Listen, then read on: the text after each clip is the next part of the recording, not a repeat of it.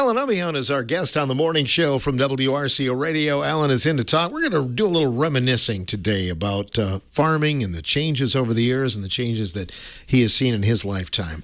But we appreciate you joining us here, Allen. And, I'm glad to be here. Good to have you in here. So your family, the Unbehaun family, it goes back. Are you of Irish descent? I'm German. German descent, okay. That's the knees are Irish. We're not related. No, we're not, but pretty close, right? Yeah, I start out a little bit with how my family got here. And it started out with my great-grandfather. His name was Heinrich. When he was over across. When he came over here, he changed it to Henry, of course. But he was born in 1827. And in 1848, he was in the Army, 21 years old. And when he was going to breakfast, he seen a thing on the wall where you could sign up to come to America. And so he signed up right there before he went to breakfast. And as the story goes, if it's true, and I'm questioning some of that maybe, but my uncle always said you don't want to let the truth interfere with a good story. So it's kind of, we'll go from there. But anyway, he signed up. And he come to find out that if he waited till after breakfast, the sign-up sheet was gone. So if he had procrastinated, he would have missed the boat to come to America. So he come over in 1848, and he landed down in, now how he got here, I don't know whether he came through the Great Lakes or over land, but he ended up in Lake County, Illinois, north of Chicago, a place called Highwood. And he worked there for a couple of years for a German family. And then he sent for the rest of his family. He made some money. So he had some money so he could bring the rest of his family over, okay? And he did this, and he had 2 brothers and 2 sisters and his parents that came over. And I think his brother, maybe one of his older brother maybe was married too. So, but anyway, they came over in 1852, in April of 1852. And that same year, 1852, he bought 80 acres of land for $294 in what is now the city of Lake Forest, north of Chicago. This is a suburb of Chicago on the north side. His father eventually bought 40 acres south of him. So between the two of them, they had 120 acres in what is now Lake Forest. At that time, Chicago had a population of 38,000 plus. And Waukegan to the north was 2,500. Quite a difference in what they are today. He and his wife, Christina Wacker, were married in 1854, and they had 9 children. His father and his younger brother, Charles, stayed there. His older brother, Johann Christian, moved to Winthrop, Iowa in Buchanan County. And my great-grandfather, Heinrich, moved to Richland County in Marshall Township. The farm that he lives on is now at the end of Lettick Lode. I think it's one of the Lettick boys owns it now. And while he was there, he and his wife raised, my great-grandmother raised 9 children. And things were a lot different then. My great-grandmother never learned to speak English. She rarely went to town. They said 3 or 4 times a year. They were members of the Ash Creek Church, which is south of Richland Center here, because it was a German-speaking church. And so the pastor would come up there once a month and hold services at their home for any other families that wanted to come. So that's kind of the background of my great-grandfather. And there was a fellow by the name of Rob Stibbe lived in the area here. Kirk and Brent's great-grandfather, or great-great-great-great-grandfather probably. He was the same way. He came over here by himself, accumulated some money, and sent for the rest of the family. So this is something that maybe happened fairly often, because this is a new country, you got to remember, and it's unknown.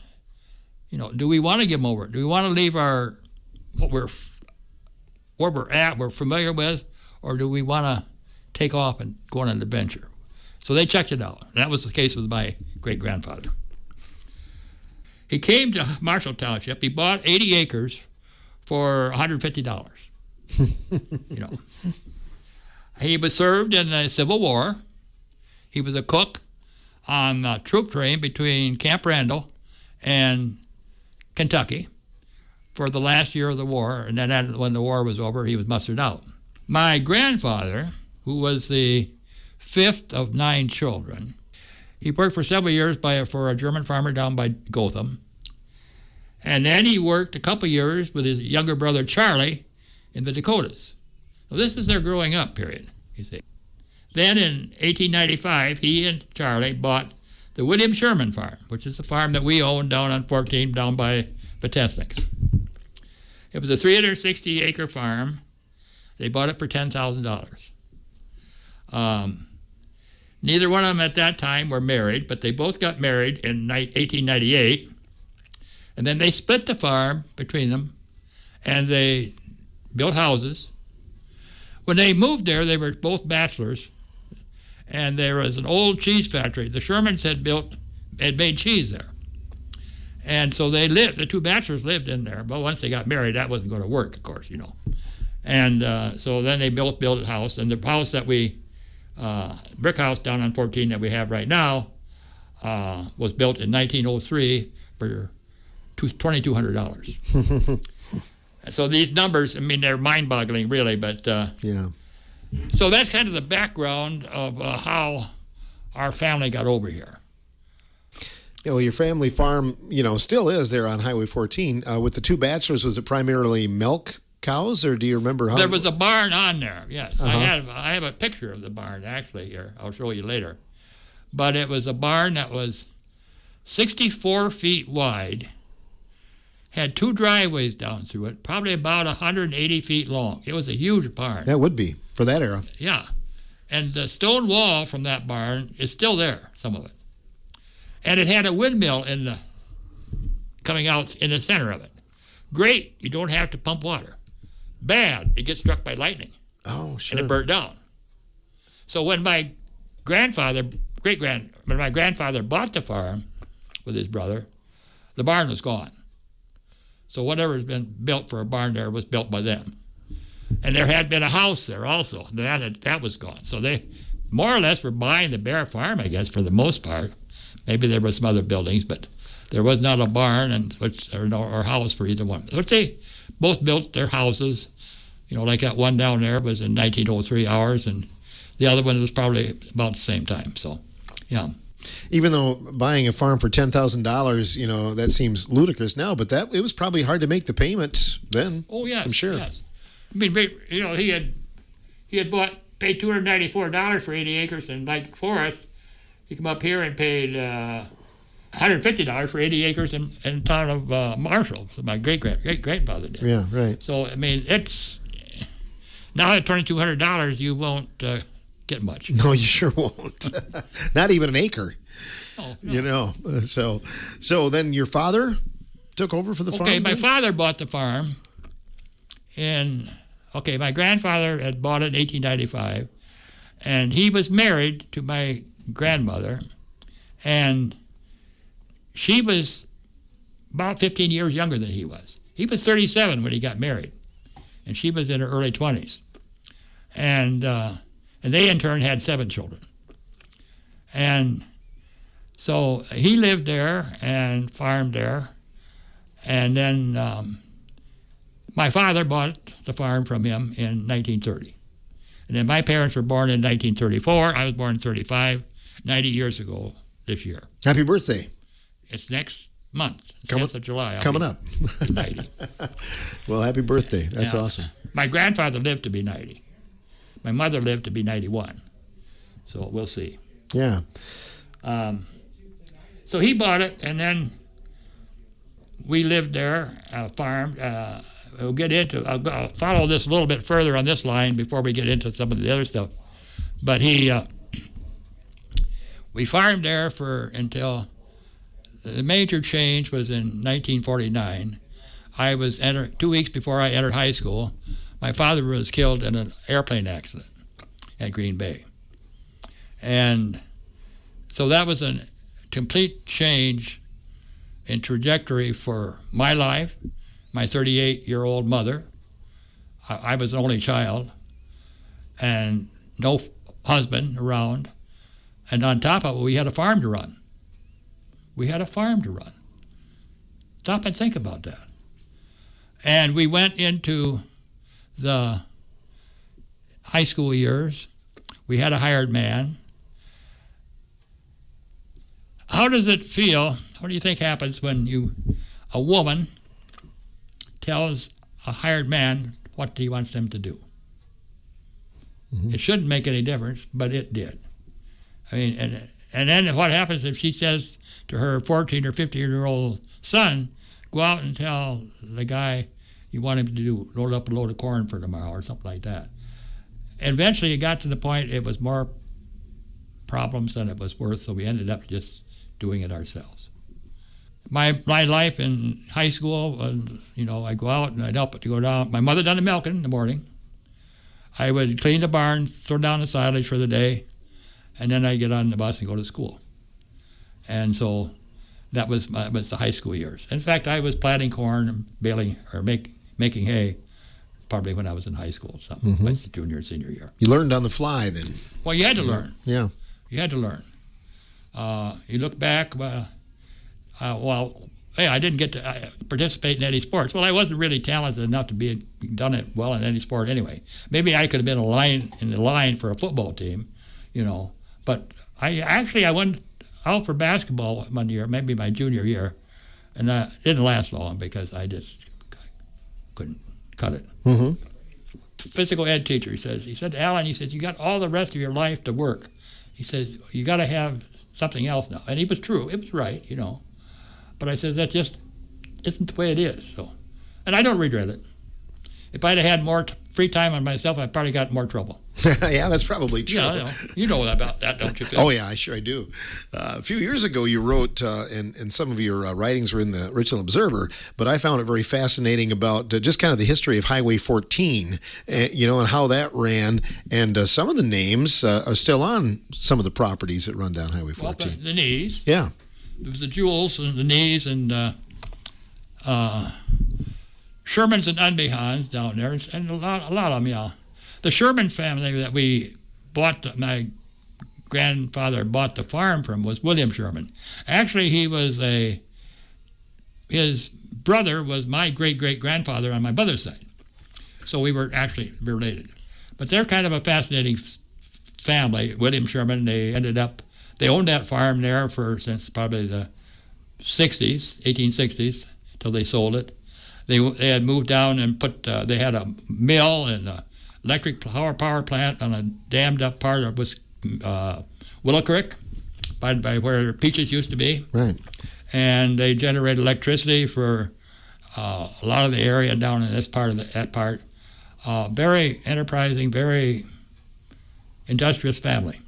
Well, we sent milk to the Twin Bluffs Cheese Factory, and that was Lyle Sherman. Must have been related, right. I'm guessing. Yeah. Yeah. You took over the farm and... Well, I took over the farm, and, Avis and I got married in 1954, and we took over the farm, operating the farm, and bought the farm eventually. Now I own nothing anymore. It's all been sold to the next generation or two. We'll talk about corn first.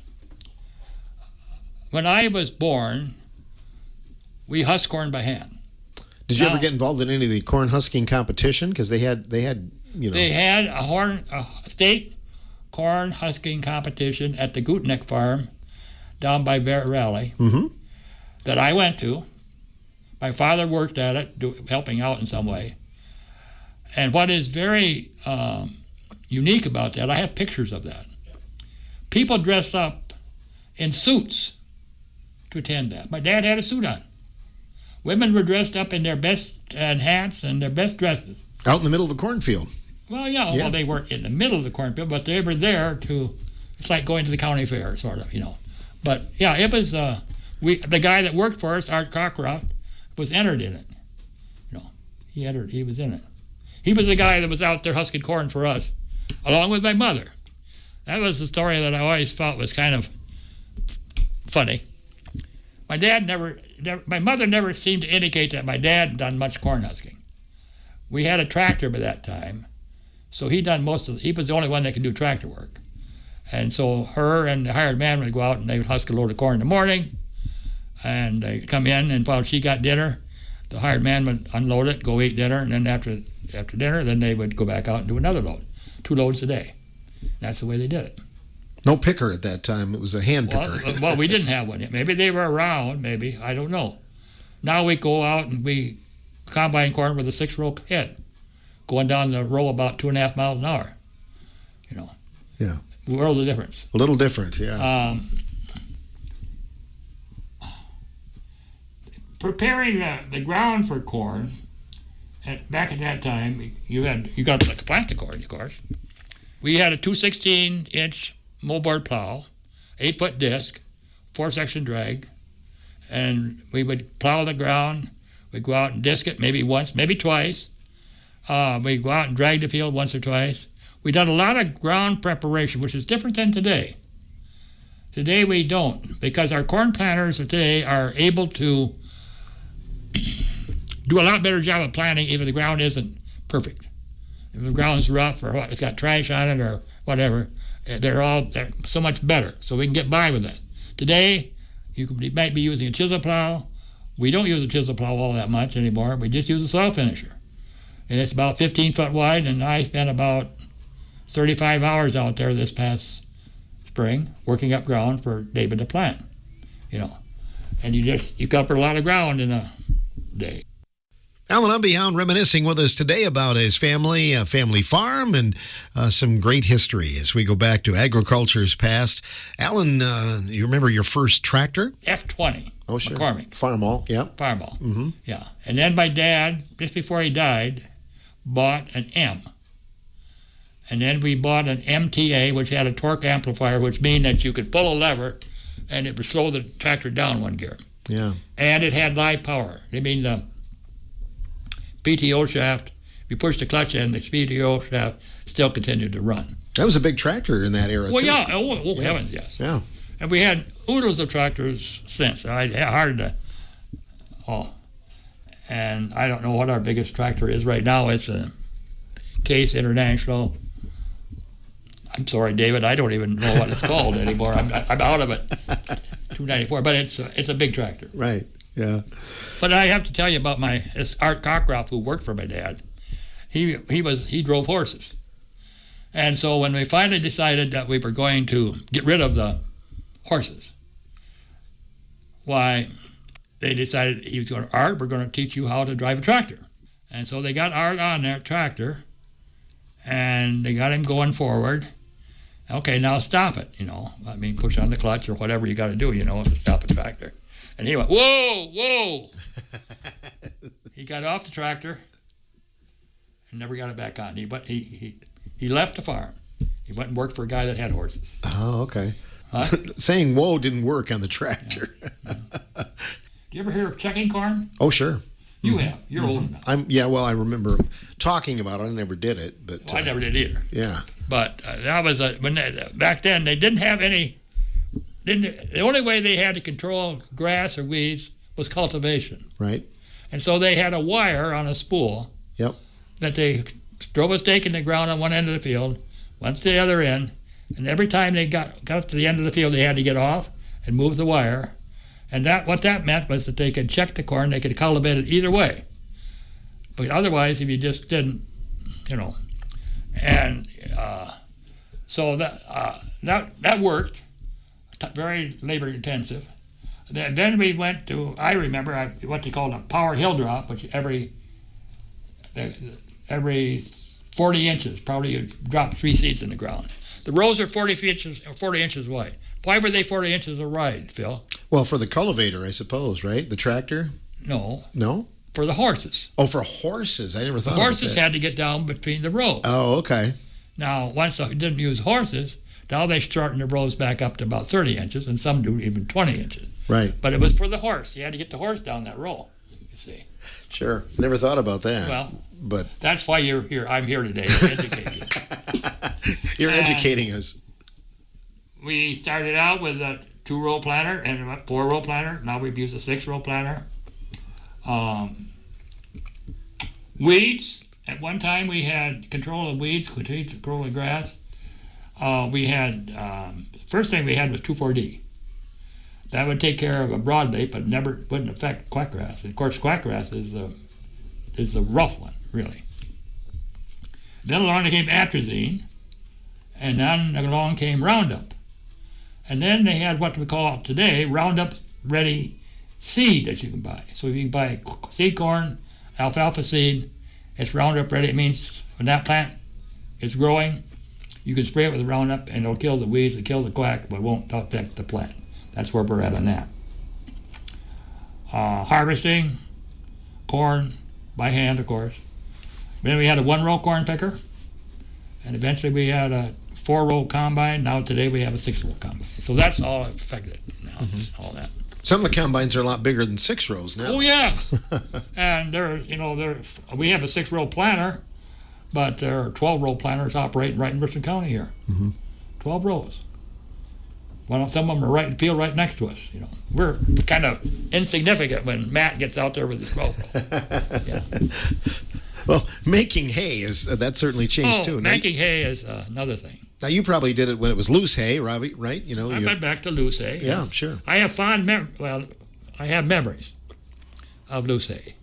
In the 40s, before we had a baler, we made hay loose hay, and we would load it onto a flat wagon with a hay loader. People may not know what a hay loader is, but it's a machine that picks the hay up after you mowed it and windrowed it, picks it up and brings it on up and kind of at an angle, and it drops it on top onto the wagon. So you got a guy in the wagon who has to load that load of hay, by loose hay, all by hand with a pitchfork. My memory of it is being the guy that's driving the tractor down the row to do this. And driving the tractor down the row is no big problem. What happens when you come to a corner and you're going to have to turn around, you're going to have to go and get out far enough so that when that hay loader, which is about 30 feet behind you, comes around that corner, it's on the hay. And I never quite got that right. I can remember. So then what do you have to do? The guy on the wagon will tell you, well, we'll have to make a loop around, come around, and we're going to have to take another whack at it, So I remember that for some reason or other. Yeah, you don't want to dump the wagon off in the ditch or anything like that. Well, you don't want to do any of that stuff, no. Then we got a baler, eventually, and baled hay, square bales, small squares. And today, of course, you can chop the hay. A lot of hay is chopped and put into bunkers, or it used to be in silos. That's another story on silos and the difference between that. Round bales, and now we have round bales, big round bales. That's mainly what we harvest our hay with today. Yeah. A lot less labor intensive. I mean, it used to take quite a bit of labor to put up 8,000 or 10,000 small bales. Nobody really does that many anymore. It doesn't seem like. I mean, you mow down 10 acres of hay. You had a big day's work in order to get those baled and get them into the barn. However, you had the grapple forks, you have elevators, all these different ways of moving them into the barn. Our barn, and when we had loose hay, I have to go tell you this a little bit.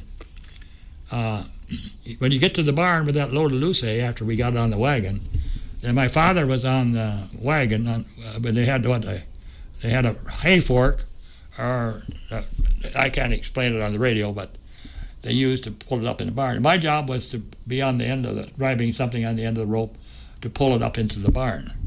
And the guy, Art Cockruff, who worked for us, was up in the hay mow to mow the hay away.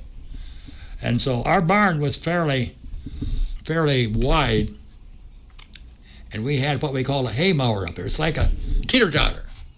And that hay would come out and get to a certain point, you might get it over top of that hay mower, and it would drop it, and it would slide it to the side, or you turn it and slide it the other way, which made it a lot easier to handle. You were on the rope, with either a horse or a tractor, right? Pulling the right. rope up so it would pull the and that then rope trip went through a pulley, up to the pulley, back to the end of the barn, through another pulley, another 2 pulleys, came back over here, went through another pulley, and came down to the wagon. All that stuff. Very, like you say, it was an entirely different time, different world. Nobody would want to go back and do it that way anymore. Probably not. It's a novelty to go back and watch it done that way, once in a while. Right. It's But I imagine a lot of people that are listening to this probably never heard much of any of this stuff, but they're too young. Mm-hmm. What about the future of agriculture, Alan? What do you think about that as we head into a... Well, okay, you look at it today. At one time, we had a cheese factory like Sherman's, Twin Bluffs Cheese Factory. Yep. One in Ash Creek, one in Horse Creek, one all over. We had dozens of them all over the county. Now you have Wisconsin, or Foremost Farm, and Schreiber's. And maybe there's something else out of them, but they're all gone. We had livestock buying stations in Richland Center and Viola, and they still have them in Viola. We still have equity down here. So we still have a good assortment of that to some degree. We used to have a lot of different implement dealers, Keegan's and Prestigard and Jim Ryan and Simpson's still in business, you see. Cairns. They were all, businesses. Everything.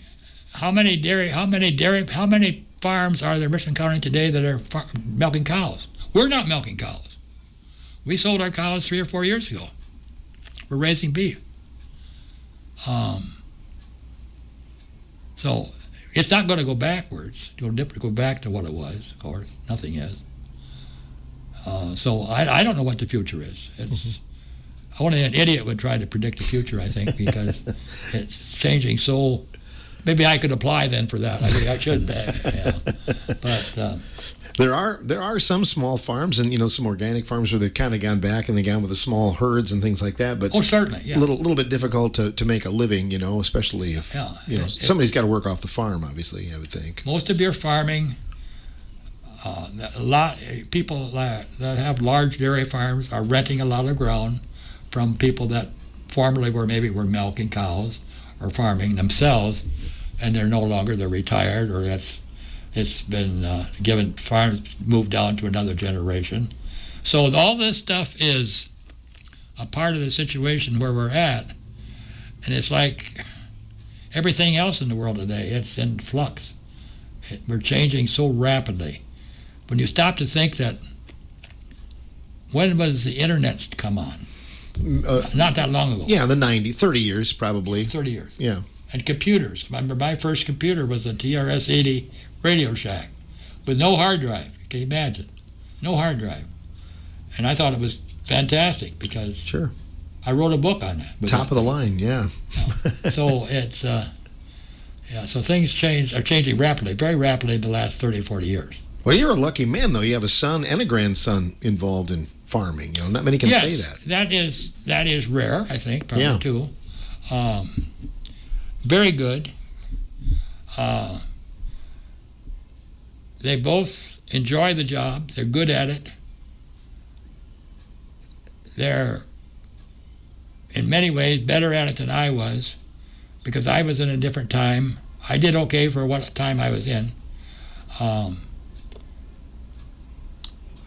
So, yeah, they are fantastic, really. Yeah. One of the things that we have done, we farm more acres today, of course, than what we used to. One time we had about 140 acres of cropland back in the 40s. And then we ended up buying a large portion of the county farm back in the 1980s. And the farm that was originally with Henry and Charlie together, then split. Eventually, now they're all together again. And so then we added on the Stanley Fleming farm. So now we're farming probably 600 acres of cropland today compared to, but that's small compared to a lot of operations around, really. Well, we thank you for your memories today. It's good stuff. Anything you want to add today, Alan, that we talked about or didn't talk about, or I should have asked you? Well, I hope that there is an agriculture in the future. It's going to have to be, because we're going to have to eat. Right. Unless they come up with something different. I just thank you for the opportunity to be on the program with you this morning. There's a lot of the things maybe that I'll go home and I think, well, I should have mentioned this or I should have mentioned that. Well, you can come back then. I love to reminisce and talk about the old days because, I know they were hard times, but they were good times too, weren't they? Oh, yes. I was thinking, we were talking about the fact that I had been over to your grandparents' home when I was younger for some type of party. And they used to do this more. I can remember my parents saying, well, let's go down and see Fred Julia tonight. They didn't call them up and tell them they were coming. They didn't wait for an invitation. They went down and they knocked on the door. Hi, we're here to visit you. And that was the same way back with us, Then you'd write about it and send it into the local paper. You visited here and there. Well, yeah, my mother had that. My mother was a correspondent. Right. For the Ash Creek News for years and years and years. And, of course, you don't have any of that anymore. No, not so much. But good times, yeah. And neighbors were closer, I think. Oh, I'm certain they were. Yeah, absolutely. Because you didn't have, you go back at the time when somebody got, at one time, this is way back before cars, of course, when somebody got married, generally it was somebody that was lived relatively close. Because you didn't go courting on a horse and buggy too far away, Yeah, it was a long ways away. I remember when this is nothing about farming, but then when I first dated my wife, Avis Fruit, Ron's aunt, I did not know where she lived. And there was a friend of mine who had been going with a girl that lived next door to her. And it was like 15 miles north of Richmond Center. I said to him, you're an idiot to drive that far. It's a long ways. Long ways. And so then, of course, I asked Avis out, and not knowing where she lived. And this friend of mine, Fred Sherman, Lyle's half-brother, said to me, I see you're going to be at my area tonight. I said, what do you mean? Well, he says, Avis lives right next door to Marlene. Well, it's a good thing I didn't know that. It might have made a difference, and that would have been too bad.